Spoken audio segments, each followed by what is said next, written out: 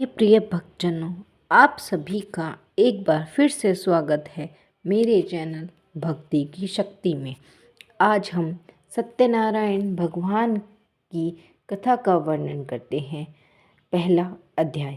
एक समय की बात है, नैशिरण्य तीर्थ में शौनिकादि 88,000 ऋषियों ने श्री सूत जी से पूछा, हे प्रभु, इस कलयुग में वेद विद्या रहित मनुष्य को प्रभु भक्ति किस प्रकार मिल सकती है तथा उनका उद्धार कैसे होगा।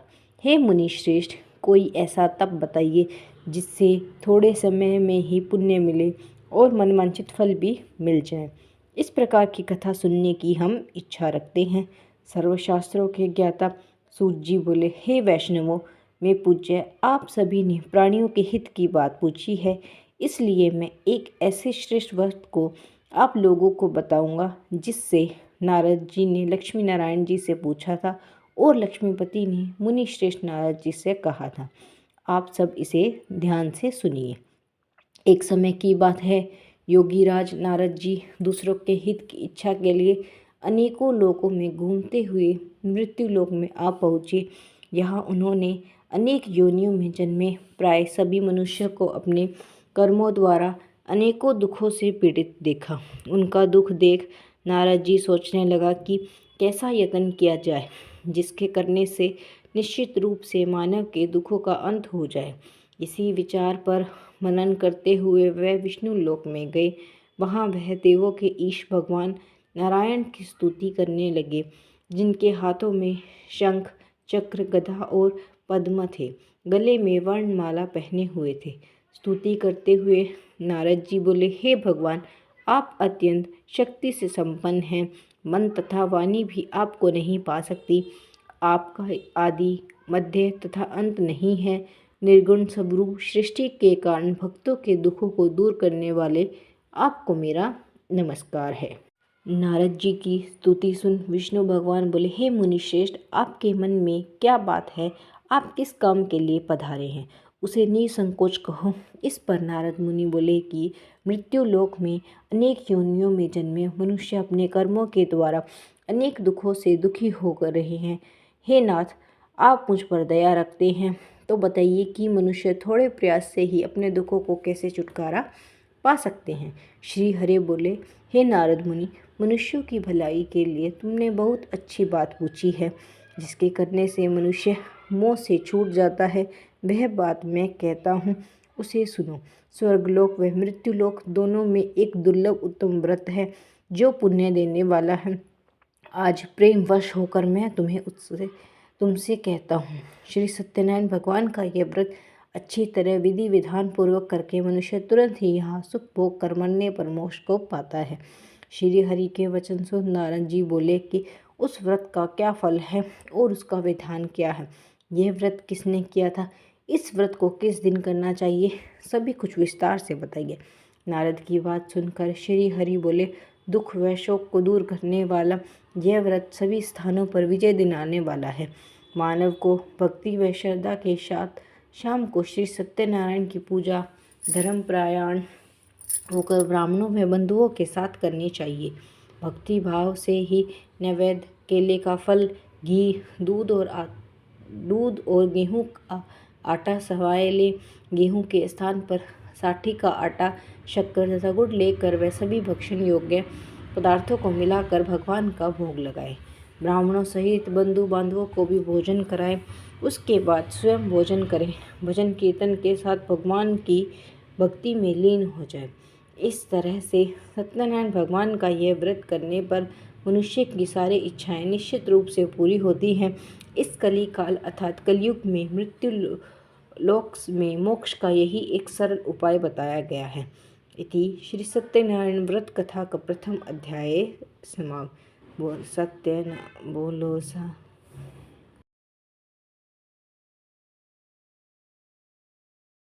श्री सत्यनारायण कथा द्वितीय अध्याय। सूत जी बोले, हे ऋषियों, जिसने पहले समय में इस व्रत को किया था उसका इतिहास कहता हूँ, ध्यान से सुनो। सुंदर काशीपुरी नगर में एक अत्यंत निर्धन ब्राह्मण रहता था। भूख प्यास से परेशान वह धरती पर घूमता रहता था। ब्राह्मणों से प्रेम से करने वाले भगवान ने एक दिन ब्राह्मण का वेश धारण कर उसके पास जाकर पूछा, हे विप्र, नित्य दुखी होकर तुम पृथ्वी पर क्यों घूमते हो? दीन ब्राह्मण बोला, मैं निर्धन ब्राह्मण हूँ, भिक्षा के लिए धरती पर घूमता हूँ। हे भगवान, यदि आप इसका कोई उपाय जानते हो तो बताइए। वृद्ध ब्राह्मण कहता है कि सत्यनारायण भगवान मनवांछित फल देने वाला है, इसलिए तुम उनका पूजन करो। इसके करने से सभी दुखों से मुक्त हो जाता है। वृद्ध ब्राह्मण बनकर आए सत्यनारायण भगवान उस निर्धन ब्राह्मण को व्रत का सारा विधान बताकर अंतर्ध्यान हो गए। ब्राह्मण मन ही मन सोचने लगा कि जिस व्रत को वृद्ध ब्राह्मण ने करने को कह गया है, मैं उसे जरूर करूँगा। यह निश्चय करने के बाद उसे रात में नींद नहीं आई। वह सवेरे उठकर श्री सत्यनारायण भगवान के व्रत का निश्चय कर भिक्षा के लिए चला गया। उस दिन निर्धन ब्राह्मण को भिक्षा में बहुत धन मिला, जिससे उसने बंधु बांधवों के साथ मिलकर श्री सत्यनारायण भगवान का व्रत संपन्न किया। भगवान सत्यनारायण का व्रत संपन्न करने के बाद वह निर्धन ब्राह्मण सभी दुखों से छूट गया और अनेक प्रकार की संपत्तियों से युक्त हो गया। उसी समय से यह ब्राह्मण हर माह इस व्रत को करने लगा। इस तरह से सत्यनारायण भगवान के व्रत को जो मनुष्य करेगा वह सभी प्रकार के पापों से छूटकर मोक्ष को प्राप्त होगा। जो मनुष्य इस व्रत को करेगा वह भी सभी दुखों से मुक्त हो जाएगा। सूत जी बोले कि इस तरह से नारद जी ने नारायण जी का कहा हुआ श्री सत्यनारायण व्रत को मैंने तुमसे कहा। हे विप्र, मैं अब और क्या कहूँ? ऋषि बोले, हे मुनिवर, संसार में उस विप्र से सुनकर और किस किसने इस व्रत को किया है, हम सब इस बात को सुनना चाहते हैं। इसके लिए हमारे मन में श्रद्धा का भाव है। सूत जी बोले, हे मुनियों, जिसने इस व्रत को किया है वह सब सुनो। एक समय वही विप्र धन व ऐश्वर्य के अनुसार अपने बंधुओं बांधवों के साथ इस व्रत को करने को तैयार हुआ। उसी समय एक लकड़ी बेचने वाला बूढ़ा आदमी आया और लकड़ी बाहर रखकर अंधर ब्राह्मण के घर में गया। प्यास से दुखी हुए लकड़हारा उनको व्रत करते देख विप्र को नमस्कार कर पूछने लगा कि आप यह क्या कर रहे हैं तथा इसके करने से क्या फल मिलेगा, कृपया मुझे भी बताइए। ब्राह्मण ने कहा कि सब मनोकामनाओं को पूर्ण करने वाला यह सत्यनारायण भगवान का व्रत है। इनकी कृपा से ही मेरे घर में धन व धान्य की आदि की वृद्धि हुई है। विप्र से सत्यनारायण व्रत के बारे में जानकर लकड़हारा बहुत प्रसन्न हुआ। चरणामृत लेकर प्रसाद खाने के बाद वह अपने घर गया। लकड़हारे ने अपने मन में संकल्प किया कि आज लकड़ी बेचने से जो धन मिलेगा उसी से श्री सत्यनारायण भगवान का उत्तम व्रत करूँगा। मन में इस विचार को ले बूढ़ा आदमी सिर पर लकड़ियाँ रखकर उस नगर में बेचने गया जहाँ धनी लोग ज़्यादा रहते थे। उस समय नगर में उसे अपनी लकड़ियों का दाम पहले से 4 गुना अधिक मिलता है। बूढ़ा प्रसन्नता के साथ दाम लेकर केले, शक्कर, घी, दूध, दही और गेहूं का आटा ले और सत्यनारायण भगवान के व्रत की अन्य सामग्रियों लेकर अपने घर गया। वहाँ उसने अपने बंधु बांधवों को बुलाकर विधि विधान से सत्यनारायण भगवान का पूजन और व्रत किया। इस व्रत के प्रभाव से वह बूढ़ा लकड़हारा धन, पुत्र आदि से युक्त होकर संसार के समस्त सुख भोग कर अंतकाल में वैकुंठ धाम चला गया। इति श्री सत्यनारायण व्रत कथा का 2य अध्याय संपूर्ण। सत्यनारायण कथा 3 अध्याय। सूत जी बोले, हे श्रेष्ठ मुनियों, अब आगे की कथा कहता हूँ। पहले समय में उल्कामुख नाम का एक बुद्धिमान राजा था। वह सत्यवक्ता और जितेंद्रिय था। प्रतिदिन देव स्थानों पर जाता और निर्धनों को धन देकर उनके कष्ट दूर करता था। उसकी पत्नी कमल के समान मुख वाली तथा सती साध्वी थी। भद्रशिला नदी के तट पर उन दोनों ने श्री सत्यनारायण भगवान का व्रत किया। उसी के समय साधु नाम का एक वैश्य आया। उसके पास व्यापार करने के लिए बहुत सा धन भी था। राजा को व्रत करते देखकर वह विनय के साथ पूछने लगा, हे राजन, भक्ति भाव से पूर्ण होकर आप यह क्या कर रहे हैं? मैं सुनने की इच्छा रखता हूँ, तो आप मुझे भी बताइए।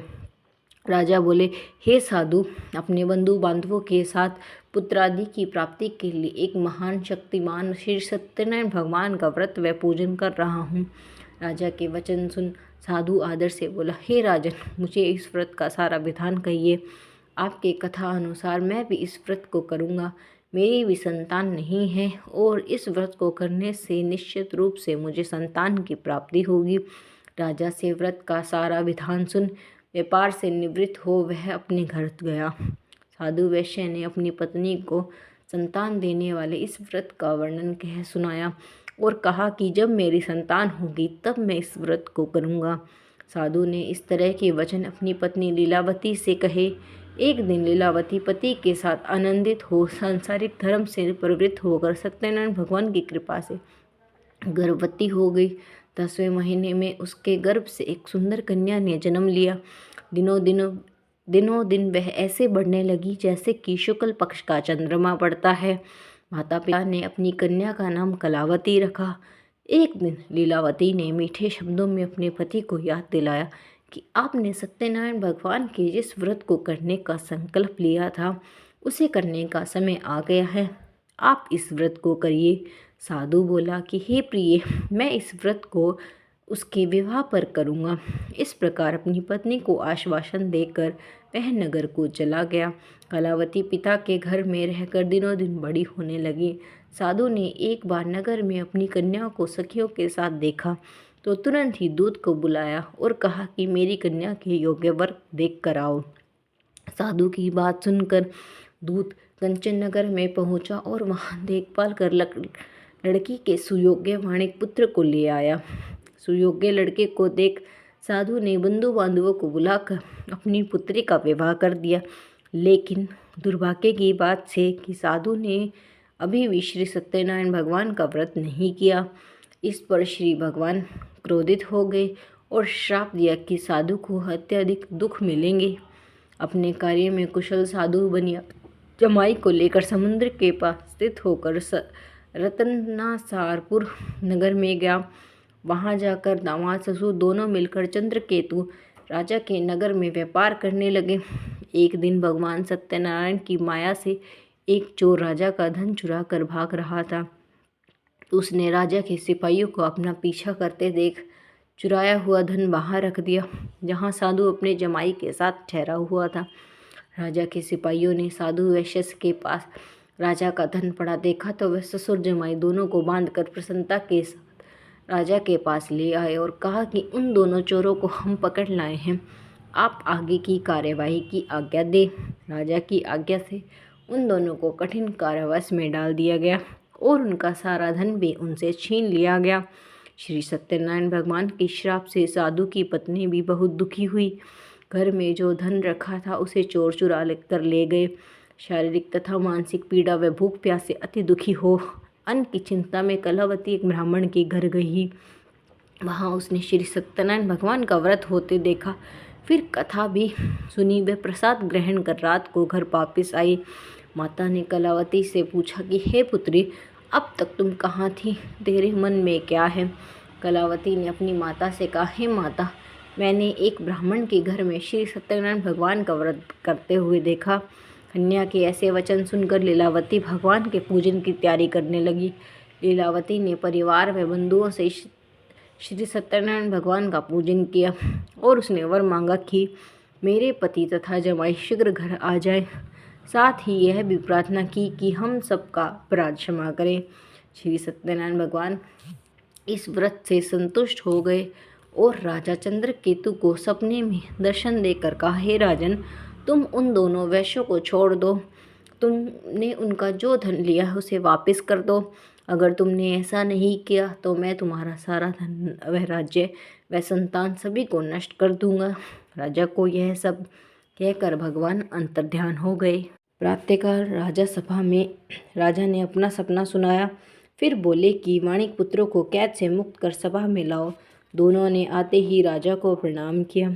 राजा मीठी वाणी में बोला, हे महानुभाव, भाग्यवश ऐसा कठिन दुख तुम्हें प्राप्त हुआ है, लेकिन अब तुम्हें कोई भय नहीं है। ऐसा कह राजा ने उन दोनों को नए वस्त्राभूषण भी पहनाए और जितना धन उनका लिया था उससे दोगुना धन उनको वापस कर दिया। दोनों वैश्य अपने घर को चल दिए। इति श्री सत्यनारायण व्रत कथा का 3रा अध्याय संपूर्ण। श्री सत्यनारायण कथा 4th अध्याय। सूत जी बोले, वैश्य ने मंगलाचार कर अपनी यात्रा आरंभ की और अपने नगर की ओर चल दिए। उनके थोड़ी दूर जाने पर एक दंडी वेशधारी श्री सत्यनारायण ने उनसे पूछा, हे साधु, तेरी नाव में क्या है? अभिवाणी हंसता हुआ बोला, हे दंडी, आप क्यों पूछते हो? क्या धन लेने की इच्छा है? मेरी नाव में तो बेल व पत्ते भरे हुए हैं। वैश्य के कठोर वचन सुन भगवान बोले, तुम्हारा वचन सत्य हो। दंडी ऐसे वचन कह वहाँ से दूर चले गए। कुछ दूर जाकर समुद्र के किनारे बैठ गए। दंडी के जाने के बाद साधु वैश्य ने नित्य क्रिया के पश्चात नाव को ऊंची उठे देखकर अचंभा माना और नाव में बेल पत्ते आदि देखकर वह मूर्छित हो जमीन पर गिर गया। मूर्छा खुलने पर वह अत्यंत शोक में डूब गया तथा उसका दामाद बोला कि आप शोक न मनाएं, यह दंडी का श्राप है, इसलिए हमें उनकी शरण में जाना चाहिए, तभी हमारी मनोकामना पूरी होगी। दामाद की बात सुनकर वह दंडी के पास पहुंचा और अत्यंत भक्तिभाव से नमस्कार करके बोला, मैंने आपसे जो असत्य वचन कहे थे उनके लिए मुझे क्षमा करें। ऐसा कहकर महान शोकातुर होकर रोने लगा। तब दंडी भगवान बोले, हे वाणिक पुत्र, मेरी आज्ञा से बार बार तुम्हें दुख प्राप्त हुआ है, तुम मेरी पूजा से विमुख हुआ है। साधु बोला, हे भगवान, आपकी माया से ब्रह्मा आदि देव भी आपके रूप को नहीं जानते, तब मैं अज्ञानी कैसे जान सकता हूँ? आप प्रसन्न होइए, अब मैं सामर्थ्य के अनुसार आपकी पूजा करूँगा। मेरी रक्षा करो और पहले के समान नौका में धन भर दो। साधु वैश्य के भक्तिपूर्वक वचन सुनकर भगवान प्रसन्न हो गए और उसकी इच्छा अनुसार वरदान देकर अंतर्ध्यान हो गए। ससुर जमाई जब नाव पर आए तो नाव को धन से भरी हुई थी। फिर वही अपने अन्य साथियों के साथ सत्यनारायण भगवान का पूजन कर अपने नगर को चल दिए। जब नगर के नज़दीक पहुँचे तो दूत को घर पर खबर करने के लिए भेज दिया। दूत साधु की पत्नी को प्रणाम कर कहता है कि मालिक अपने दामाद सहित नगर के निकट आ गए हैं। दूत की बात सुन साधु की पत्नी लीलावती ने बड़े हर्ष के साथ सत्यनारायण भगवान का पूजन कर अपनी पुत्री कलावती से कहा कि मैं अपने पति के दर्शन को जाती हूँ, तू कार्य पूर्ण शीघ्र कर आ जा। माता के ऐसे वचन सुनकर कलावती जल्दी से प्रसाद छोड़कर अपने पति के पास चली गई।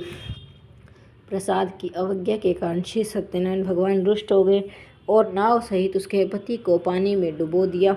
कलावती अपने पति को वहां न पाकर रोती हुई जमीन पर गिर गई। नौका को डूबा हुआ देख वह कन्या को रोता हुआ देख साधु दुखी होकर बोला कि हे प्रभु, मुझसे तथा मेरे परिवार से जो भूल हुई है उसे क्षमा करें।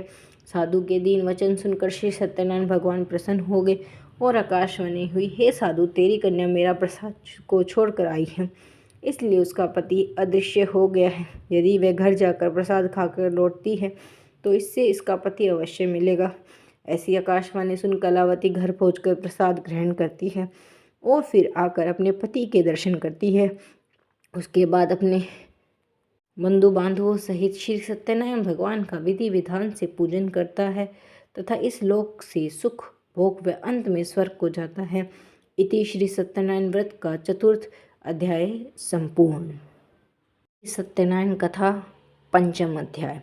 सूत जी बोले, हे ऋषियों, मैं और भी एक कथा सुनाता हूँ, उसे भी ध्यान पूर्वक सुनो। प्रजापालन में लीन तुंगध्वज नाम का एक राजा था। उसने भी भगवान का प्रसाद त्याग कर बहुत ही दुख सहन किया। एक बार वन में जाकर वन पशुओं को मारकर वह बड़ के पेड़ के नीचे आया। वहाँ उसने ग्वालों को भक्तिभाव से बंधुओं सहित श्री सत्यनारायण भगवान का पूजन करते देखा।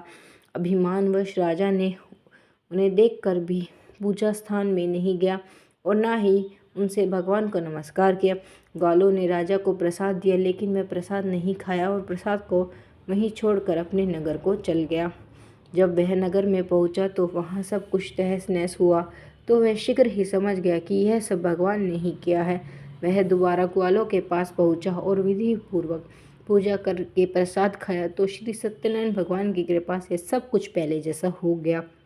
दीर्घ काल तक सुख भोगने के बाद मरणोपरांत उसे स्वर्गलोक की प्राप्ति हुई।